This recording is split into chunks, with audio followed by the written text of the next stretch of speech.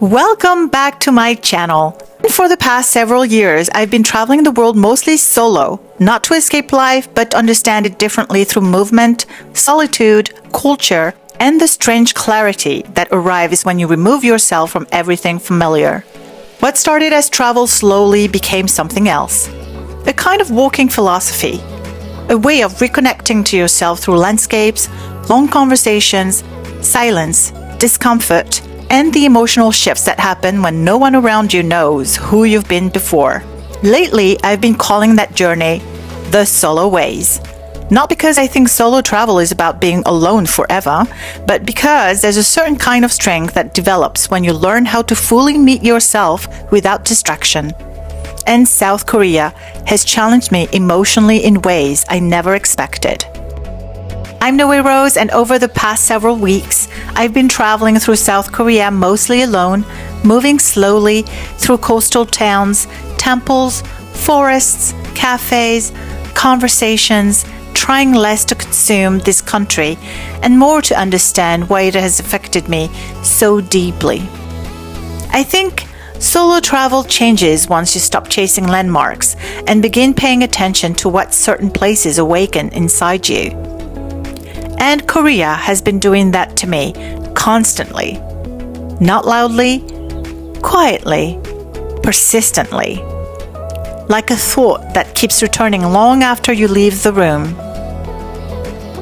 In my last vlog, I spent the day at Bokyeonsa Temple, tucked deep into the mountains near Pohang, a place shaped not by spectacle but by stillness. The temple carried centuries of Korean Buddhist history within its walls, but what stayed with me most was something more difficult to explain. The emotional atmosphere of the place itself. The silence there didn't feel empty. It felt inhabited, as though generations of prayer, grief, endurance, discipline, and devotion had settled into the mountain over time. And after leaving Bokyeonsa, I found myself continuing to think about something Korea keeps confronting me with over and over again. The relationship between suffering and perseverance. Not suffering dramatized, not romanticized, simply endured, quietly. Before returning to Busan, I made one final stop in Pohang, Homigot.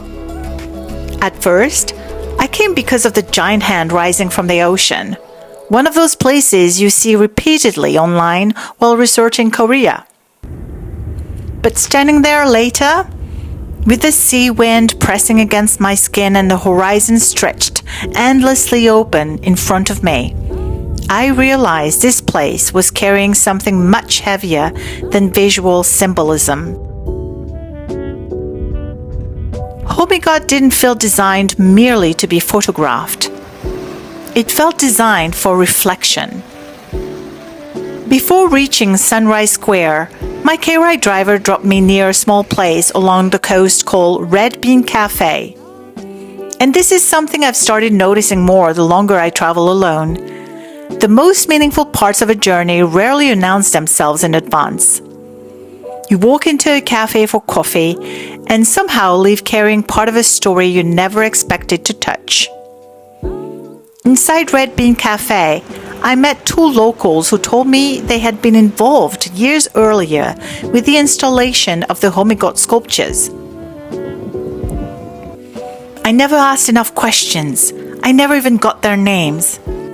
Yet strangely, that feels fitting now. Not every meaningful encounter is meant to become permanent. Some exist only long enough to alter the emotional atmosphere of a day. A little later, they drove me to Sunrise Square themselves, and suddenly, the monument stopped feeling distant. It became connected to human memory, human labor, human lives that had quietly passed through this coastline long before I even arrived. The first thing you notice at Homigot is the openness, sky, wind, ocean. Nothing competes for your attention here. And then you see it, the enormous bronze hand emerging from the sea, officially called the Hands of Harmony. One hand rises from the ocean while the other stands firmly on land. The sculpture was created approaching the year 2000, during a period when South Korea itself stood at the edge of enormous transformation. Only a few years earlier, the country had been shaken deeply by the Asian financial crisis, a period many Koreans still remember with emotional weight. Businesses collapsed, families lost stability overnight, entire lives had to be rebuilt. But Korea's relationship with hardship reaches much further back than that. Japanese occupation, war, national division, dictatorship, poverty. Modern Korea was shaped through survival repeated across generations, and I think understanding even a small part of that history changes the emotional atmosphere of places like Homigot, because suddenly, the hand rising from the ocean no longer feels decorative. It feels civilizational. Not a hand conquering the sea, a hand emerging from it, still standing after everything. One thing I've slowly started understanding while traveling through Korea is that resilience here often expresses itself quietly. Not through grand declarations, but through endurance, through continuing, through responsibility, through carrying exhaustion without allowing it to interrupt movement forward. You feel traces of that mentality everywhere. In elderly hikers climbing mountains before sunrise, in tiny restaurants operated by the same families for decades, in the discipline woven into daily routines, in the emotional restraint that often hides enormous depth beneath the surface. And standing here at Homigot, staring at this massive hand rising steadily from the water, I couldn't help feeling that the sculpture reflects something much deeper than harmony. It reflects persistence and resilience. There's something profoundly human about the image of a hand reaching upward through water. Not violently, not desperately, simply steadily. As though becoming yourself is less an explosion and more a gradual surfacing. And perhaps that's why places like Homigot affect people so strongly. Because most of us are carrying some version of that invisible transition inside ourselves. A former life dissolving quietly. An identity not fully formed yet. A grief still searching for language. A loneliness we've learned to function beside. The sculpture externalizes something people rarely know how to articulate. Homigot is one of the first places in Korea to greet the sunrise each morning. Every new year, thousands gather here before dawn. Not because the sunrise itself is rare, but because human beings have always searched for physical places where hope feels easier to access. And perhaps that is what sacred places truly are. Not places where suffering disappears, but places where suffering becomes briefly easier to carry. Traveling alone has changed the way I experience the world. I used to move through places trying to collect them, but now I move through them trying to understand why certain places leave fingerprints on the soul while others disappear almost instantly. Homigot stayed, not because it was spectacular, but because it was honest. Nothing here distracts you from yourself. The ocean refuses to entertain you. The wind refuses to flatter you. The horizon refuses to end. So eventually, your thoughts stop forming too. By the time I left, the light had softened into evening, and the hand remained exactly where it had always been, suspended between water and sky, still reaching. There's something comforting about that. The reminder that transformation does not always arrive dramatically, and that sometimes it happens quietly beneath the surface for a very long time before anything finally breaks into the light.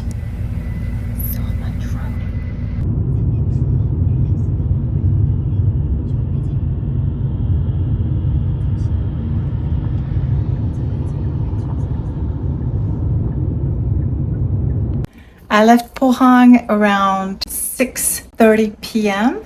and it's now 9:41 p.m. I'm starving. After an hour and 40-minute bus ride.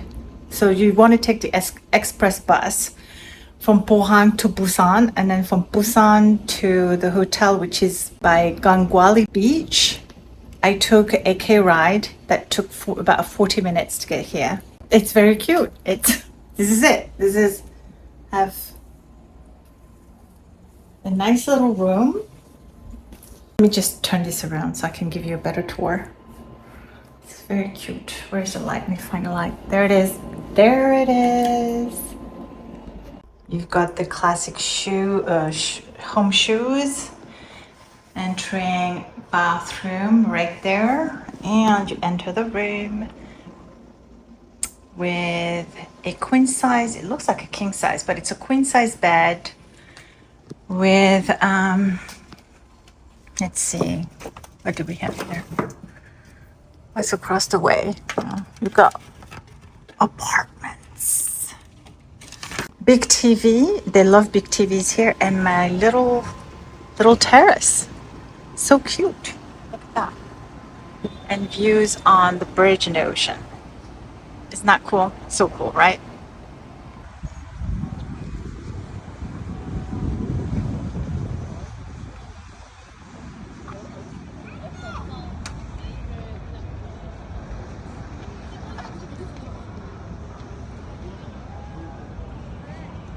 The next day I had an appointment at Renumi Skin Clinic to get my melasma treated. So I took it easy, and in the late afternoon I went to the nearby mall, Shinsege Mall, where I ended up having dinner. I went to see a movie, checked out the rooftop, and to my surprise, there's a little Jurassic Park there. An area for parents to bring their kids to run around with dinosaurs. Isn't this cool? This is Surachi. Surachi. Oh my god, this is so cool.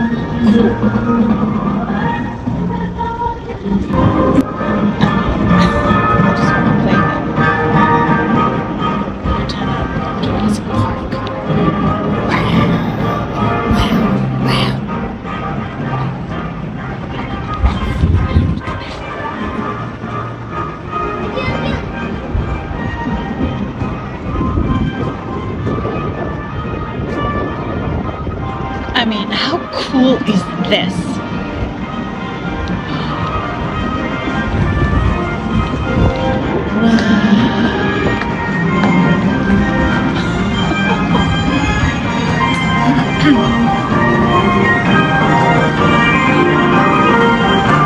So if you're traveling with kids here in Busan, I mean, I know there are tons of parks that you can bring your kids, but if your kids particularly fond of dinosaurs, this is the place to bring them.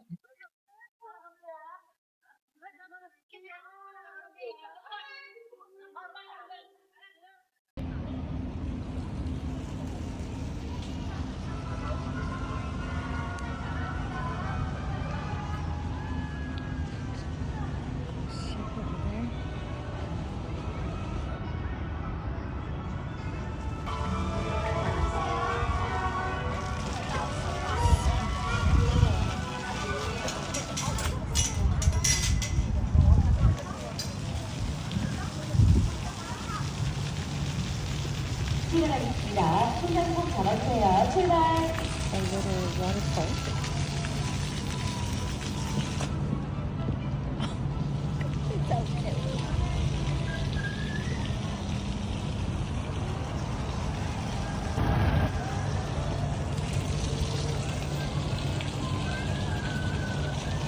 And look at the views you get from here. Come on. Don't you want to come here too?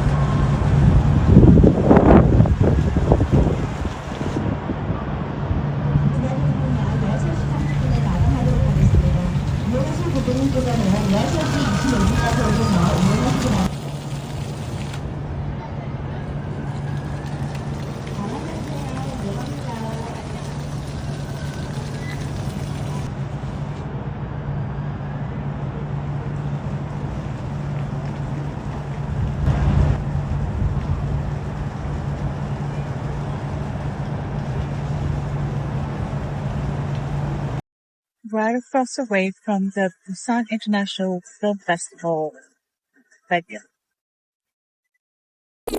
So cool.